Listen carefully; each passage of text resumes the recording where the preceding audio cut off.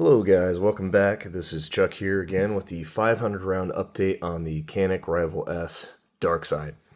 So I just want to get straight into it. I got a lot to cover here, and we'll just kind of go over the reliability of the firearm.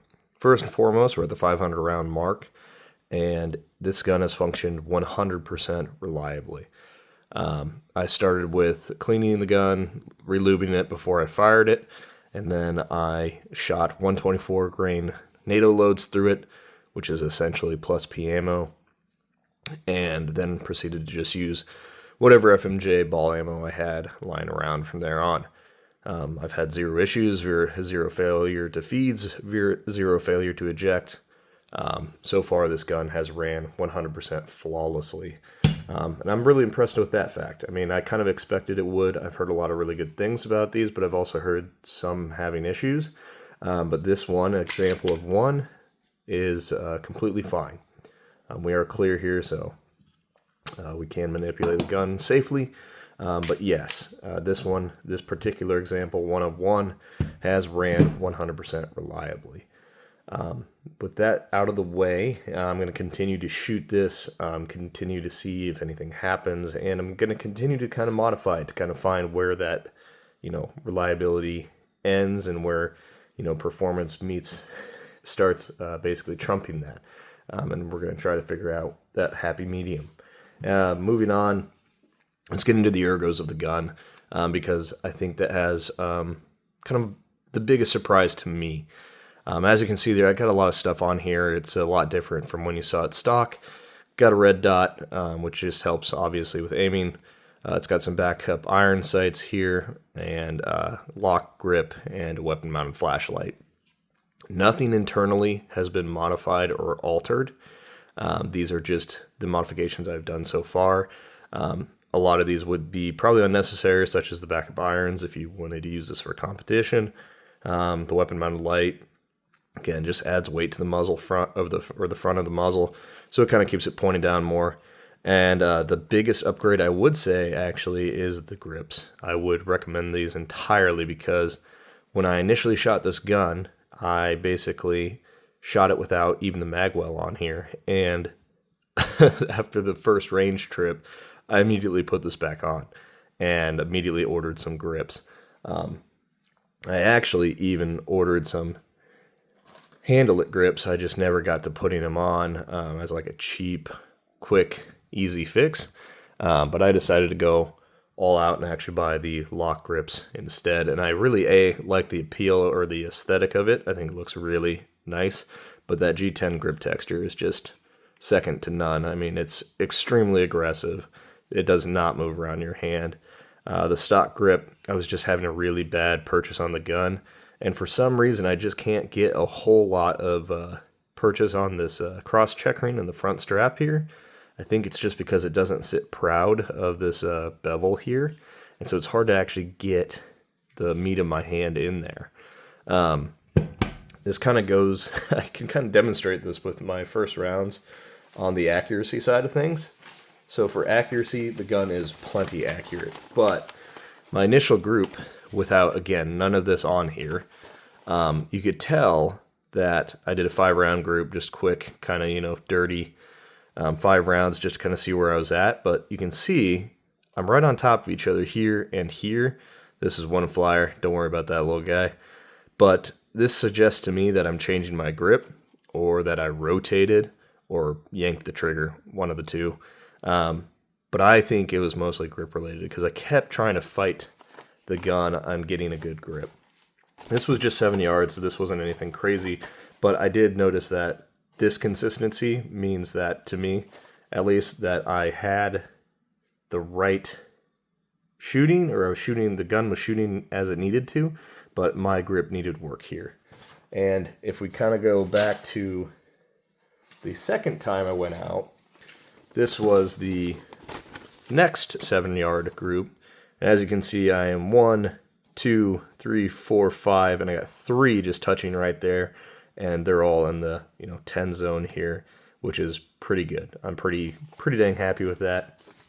I pushed it out to 14 yards, did another quick 5 group, and it's definitely a lot wider here, but this is again double the distance.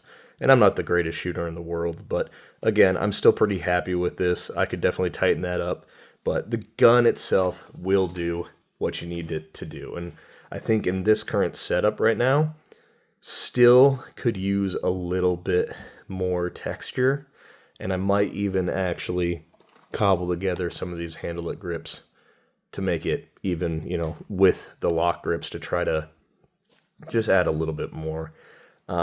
This does help a lot. So does the magwell. Should have just put that on from the beginning. But yeah, overall, I think that's the biggest downside to it. The steel weight definitely absorbs recoil. Gun itself shoots very flat, in my opinion. It's so heavy with 9mm that it just soaks it up. But yes, it is slippery. This finish on here and just all the metal contact, I guess, without any texture, just makes it kind of difficult to actually hold on to. So that's just for me. That's just my experience. Your experience might be different, but I highly recommend changing the grips, doing a handle-it grip or talon grips or whatever you want to do, because I think that's going to be the first issue you're going to run into.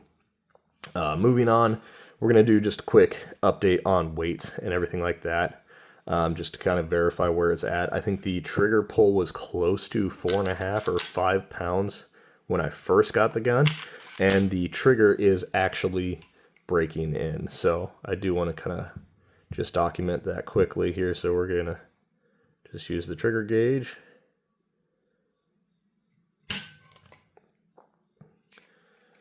Oh, sorry. Let's try that one more time because I don't think I had a very good hold on it. There we go.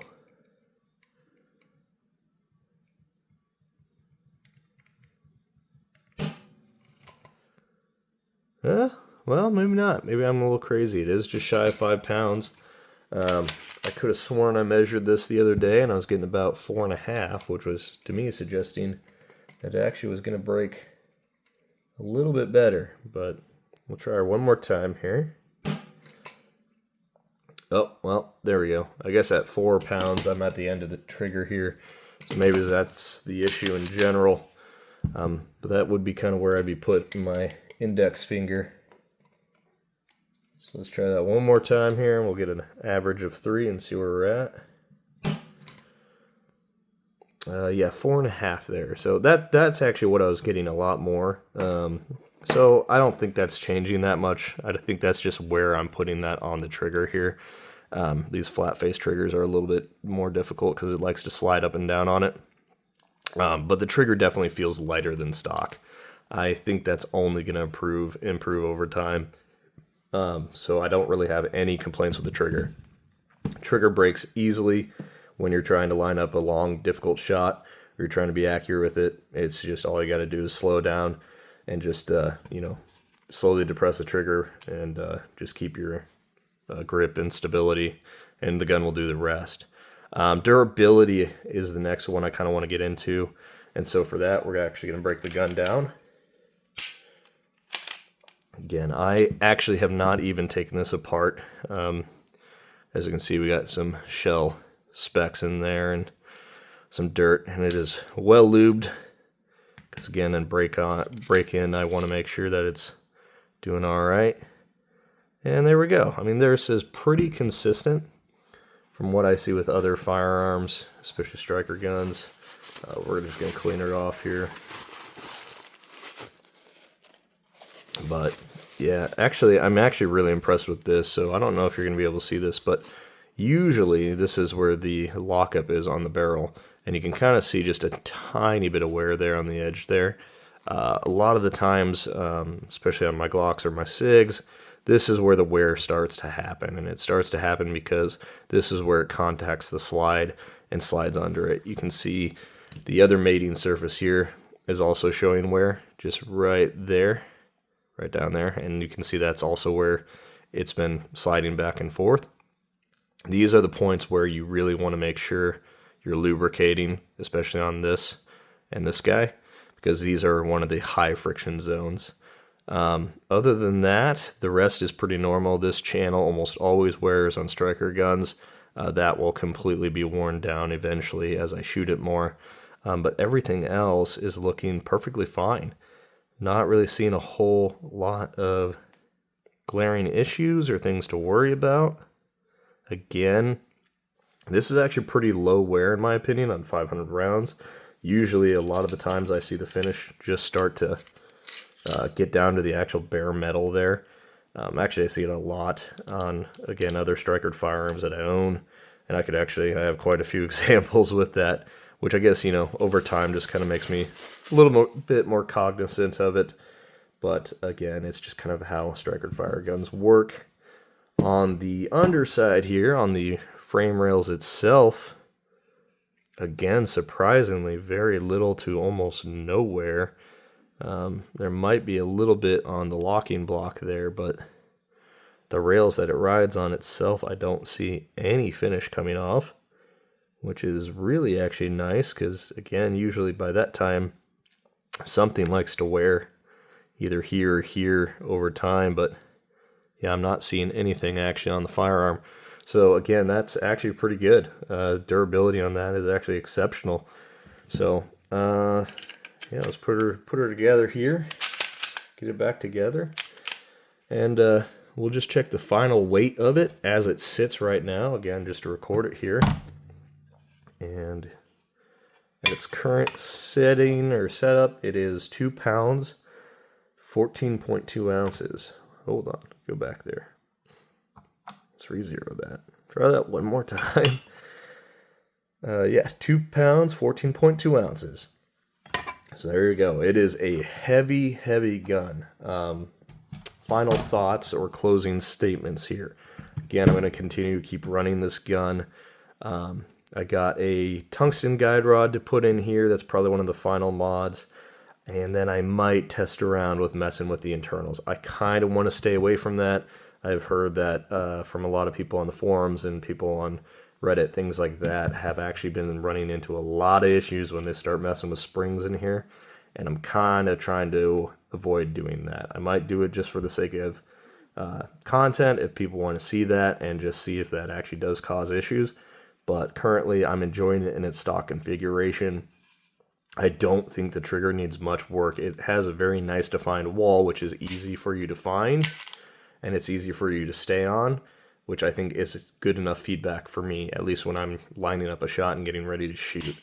Again, it's a nice clean break, and the reset is very short for a striker gun, and actually just in general. So, magazines are good. Again, this one has a couple through it, starting to develop a few scratches. Again, that's very normal. It's going to be a steel on a steel gun there, or steel on steel part, so that is going to wear eventually. Not much you can really do about it, but this coating's nice. It is like, has some, I guess, lubricity to it. It does slide in and out easy and drops free, which is very nice. Overall, really impressed with the gun. For the value of this gun, and it, like, you can't beat it. I don't know of anything that is steel this size and in this configuration with good trigger, good reliability, decent aftermarket support for it as well at this price point. One con I will say that some people, especially if you shoot polymer guns, are going to find out real quick is that if you shoot a high round count through this thing, it gets hot, and it will stay hot for a very, very long time. So just an FYI that if you are shooting a lot of rounds through it, yeah, this part here especially just gets very hot. The front of the slide gets pretty hot as well. So just one thing to keep of note. Other than that, everything is running fine. I'll keep updating the video or updating videos on this gun as I keep moving forward with it. But again, so far, very impressed. Again, I have no complaints with it yet. Gonna keep trying to mess with it, keep modding it to my taste, but yeah, overall, I think this is probably one of the best guns Canik's ever released. I have shot quite a few of their other polymer guns, and they've shot nice, but this is a step up in pretty much any striker configuration. So, awesome job, Canik, and thank you guys for watching. If you have any comments, questions, things you want me to see or experiment with, please leave them down below. Other than that, have a good rest of your day. Stay safe out there. Take care. Thanks.